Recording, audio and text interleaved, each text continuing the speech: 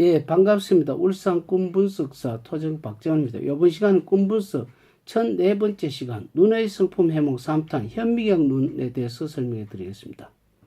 이것을 주로 숙명통이라고 하죠. 아까 그 육안이라는 것은 직접 보는 눈은 믿을 수 없다고 했죠. 왜 그러냐면 숨은 그 어떤 꿈속의 내면을 모르기 때문에 그렇죠. 그 다음에 그 육안보다도 좀 발달한 것이 그 돋보기 눈이라 했죠. 돋보기 눈이라는 것은 질의 짐작, 그러니까 비교 분석을 해보는 것이죠. 감자라는 것은 시기가, 그러니까 절기가 감자를 캘 시기다. 그리고 감자밭에 있다는 것은 뭡니까? 캐러 가는 것이지 구경하러 가는 것이 아니다. 이렇게 볼 수 있고, 목적 의식을 가지고 갔다. 이렇게 볼 수가 있습니다. 그런데 이번에는 현미경 눈을 어떤 것인지 꿈하고 연결해서 설명해 드리겠습니다.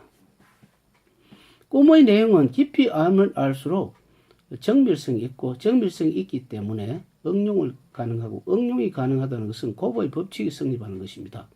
고보의 법칙이라는 것은 흉몽을 제거하고 길몽을 만든 다음에 그 길몽을 확대해서 가는 것이죠. 확대해서 간다는 것은 만약에 부동산에 대입을 한다면 1,000만 원 벌 것도 1억, 10억을 벌 수 있는 그 기법이라고 말씀을 하죠. 이것은 수학의 비례식을 볼 수가 있죠.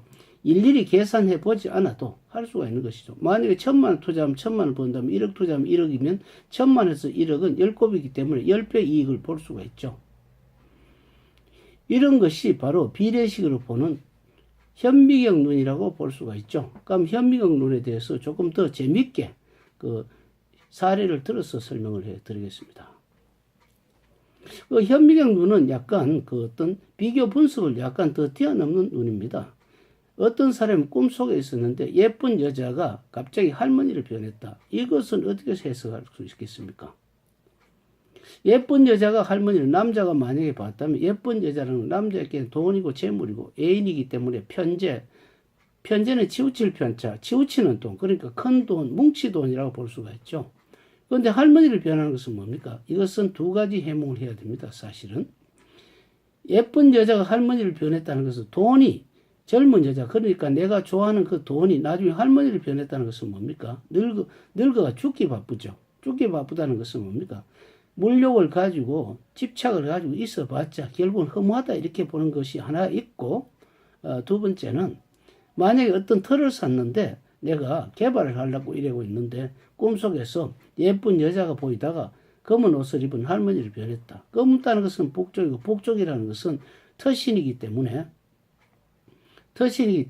뭐 산신이나 토지신, 그럼 보살, 그러니까 무당이 그 땅을 개발한 땅, 그러니까 이것은 젊은 여자, 지금은 예를 들어 뭐 사찰 같은 관세음 보살을 모시고 있지만 사실은 이 그러니까 변했다는 것은 이 터가 원래 보살이 개발한 터, 창건한 터, 이런 터전을 잡았다는 것을 순차적으로 가르쳐 주는 것이죠.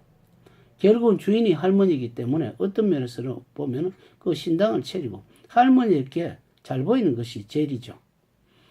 만약에 복을 받으려고 하면 그렇다 이겁니다. 그런데 여기서는 또다시 보면은 앞에서도 이야기했지만은 할머니는 늙은 사람이기 때문에 돈이 처음에는 이 절을 사찰을 만들어 놓으면 젊은 여자라는 것은 작은 돈이 모였다 할머니니까 큰 돈이 점점 오래된 축적된 돈, 그러니까 땅값이 점점 올라간다 이렇게 볼 수도 있습니다.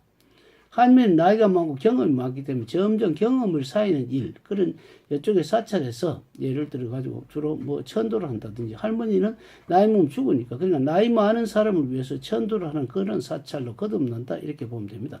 이런 것이 바로 약간 사정을 생각을 해서 더 분해해서 더 이것을 세밀하게 보는 것이 현미경 눈. 그러니까 이 자리가 바로 할머니가 일으킨 자리, 그러니까 우리는 할머니에게 일일이 물어보지 않고도 할머니 일생을 알았기 때문에 이거를 숙명통의 눈이라고 볼 수가 있죠. 다음 시간에 안경 눈에 대해서 설명해 드리겠습니다. 감사합니다.